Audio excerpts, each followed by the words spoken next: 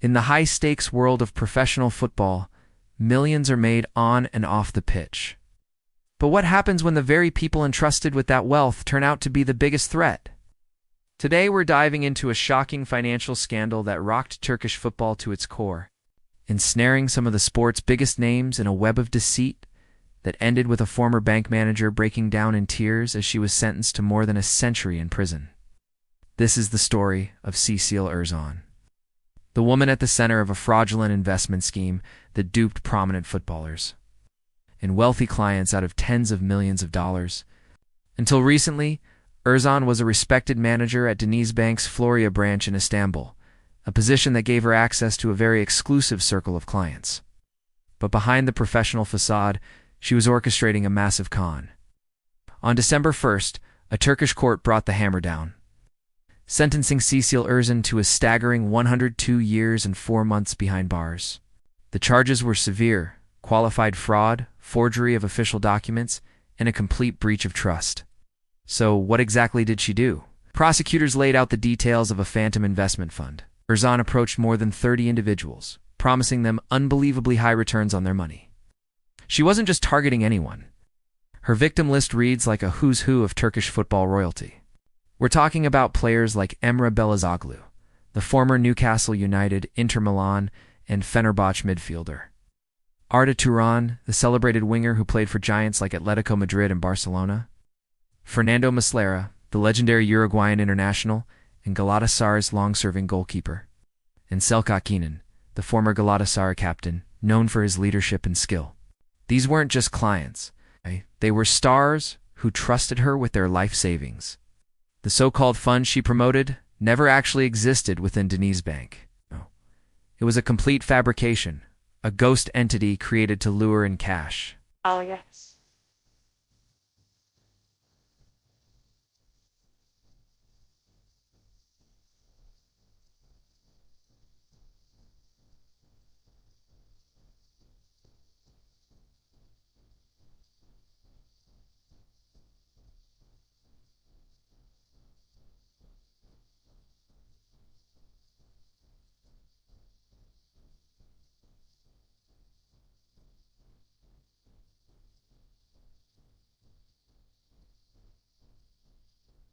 The remainder. Rasasapli implement in heli need widening and letty when inly when wedding len when we're in when and why when and when we sense and was at when was and when sense suddenly we went set us swissimi was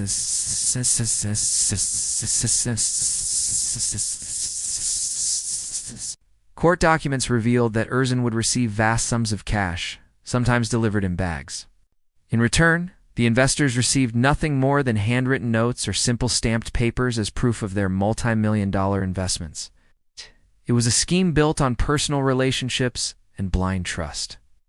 In total, she allegedly collected around $43 million and another 15 million Turkish Lira. But like all pyramid schemes, this one was destined to collapse. The system only worked as long as new money was coming in to pay off earlier investors. When Erzan could no longer sustain the payouts, the whole house of cards came tumbling down. The scheme unraveled, and on April 11, 2023, she was arrested. Her trial was a spectacle. Throughout the proceedings, Erzan painted herself as a victim, not a mastermind. She insisted that she had uncreated the system herself and claimed she was pressured by others into continuing it.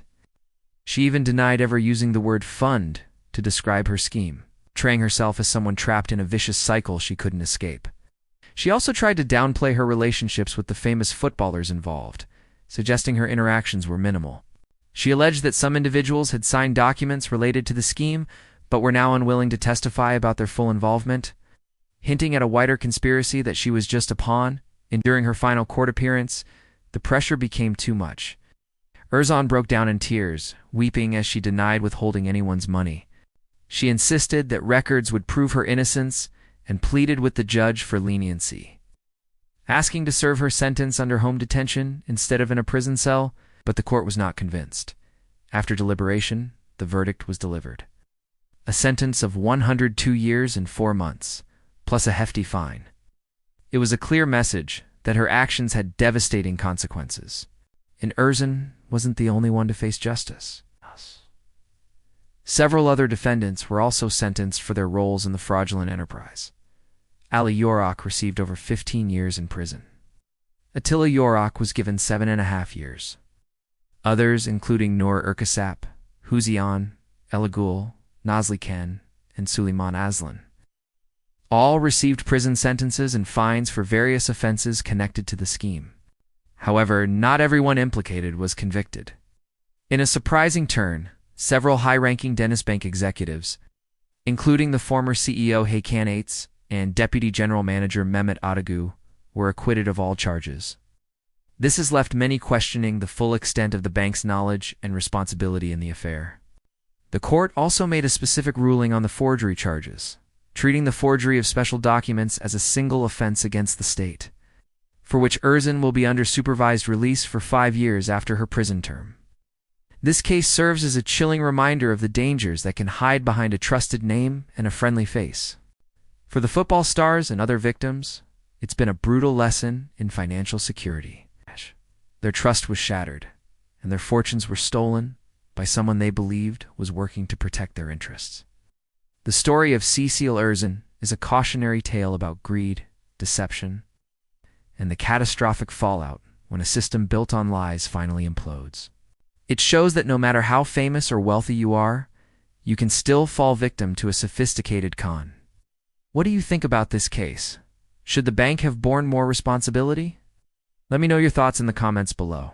Thanks for watching, and if you found this story compelling, don't forget to like this video and subscribe to the channel for more deep dives into the stories making headlines. See you next time.